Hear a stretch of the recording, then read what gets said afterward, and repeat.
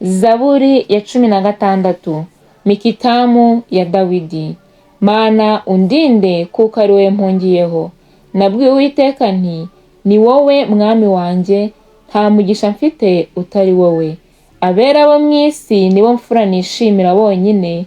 Ibyago n'amakuba by'abagurana Uwiteka izindi mana bizagwira. Amaturo yazo y'amaraso sinzayatamba, kandi amazina yazo sinzayarahira. Uwiteka, ni wowe mugabane w'umwandu wanjye n'uw'igikombe cyanjye.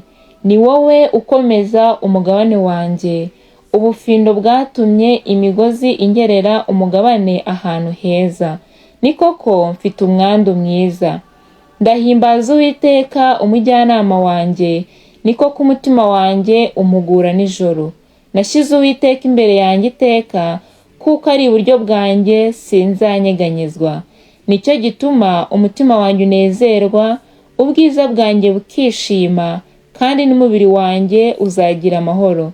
Kuko utazareka ubugingo bwanjye ngo bujye ikuzimu, kandi utazakundira umukunzi wawe ko abona kubora. Uzamenyesha inzira y'ubugingo, imbere yawe niho hari ibyishimo byuzuye, mu kuboko kwawe kw'iburyo hari ibinezeza iteka ryose. Haleluya.